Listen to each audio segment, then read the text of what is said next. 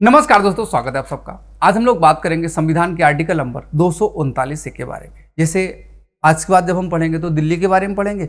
आज एक अलग से जो आर्टिकल 239 जैसे जोड़ा गया, तो इसमें एक शब्द जोड़ा गया है पांडिचेरी। पहले इसका नाम जो है पांडिचेरी था, अभी पुदुचेरी कर दिया गया।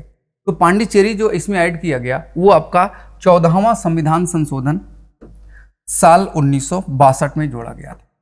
14वां संविधान संशोधन 1962, और तभी इसको लागू कर दिया गया था। आइए इसके बारे में हम थोड़ा सा डिटेल में चर्चा करते हैं। क्या कह रहा है? कुछ संघ राज्यों के लिए स्थानीय विधानमंडल या मंत्री परिषद दोनों का सृजन, आवश्यकता हो तो वहां पर विधानमंडल बनाया जाए, आवश्यकता हो तो वहां पे मंत्री परिषद। जैसे चंडीगढ़ में आपका क्या होता है, वहां पे विधानमंडल नहीं है लेकिन वहां पे नगर आयुक्त जैसा पद है। तो ऐसी जरूरतें पड़े तब वहां पर कैसे किया जाएगा, तो आइएगा डिस्कस करते हैं। संसद विधि द्वारा, जैसे पांडिचेरी है, पहले पुदुचेरी था, अभी पांडिचेरी हो गया, तो पांडिचेरी प्लस संघ राज्य क्षेत्र के लिए, मतलब पुदुचेरी के लिए भी, बाकी के जितने यूनियन टेरिटरीज थे तब उन सब के लिए उस संघ राज्य क्षेत्र के विधानमंडल के रूप में कार्य करने के लिए निर्वाचित या भागता नामित अथवा भागता निर्वाचित निकाय का। चंडीगढ़ वाला अगर आपने सुना हो, अभी तो बहुत केस चल रहा था, वहाँ पे नगर नियुक्त जो था, नगर आयुक्त था, उसका चुनाव गलत था। सुप्रीम कोर्ट ने बोला कि हम फिर से चुनाव कराएंगे। सुप्रीम कोर्ट ने वहाँ पे चुनाव करा के दूसरे व्यक्ति को नियुक्त कर दिया।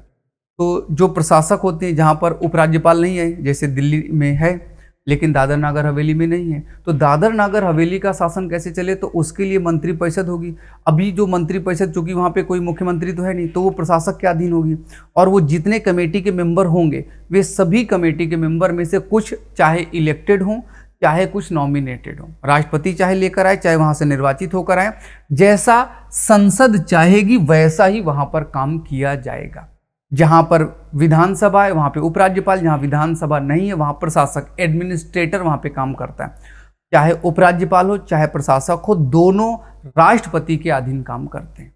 और अगर मंत्री परिषद भी किसी राज्य शासित प्रदेश की बनती है, यूनियन टेरिटरी की मंत्री परिषद बनती है, तो उसका जो मुख्यमंत्री होगा वो राष्ट्रपति के प्रसाद पर्यंत पद धारण करता है। और मंत्री परिषद तो वैसे भी, जैसे केंद्र की है तो लोकसभा के प्रति, राज्य की है तो विधानसभा के प्रति, तो अगर किसी यूनियन टेरिटरी की मंत्री परिषद है तो वह भी उस विधानसभा के प्रति ही जिम्मेदार होती है। लेकिन मंत्री की नियुक्ति राष्ट्रपति के अधीन होती है। वो और आपको इस आर्टिकल में, और कल जब आप पढ़ेंगे 239 ए दिल्ली के लिए, तो वहां पर और क्लियर होगा। फिलहाल समझ लीजिएगा, उस संघ राज्य क्षेत्र के विधानमंडल के रूप में कार्य करने के लिए चाहे निर्वाचित लाए, चाहे नाम निर्देशित लाए, जैसे भी हो वैसे लाए।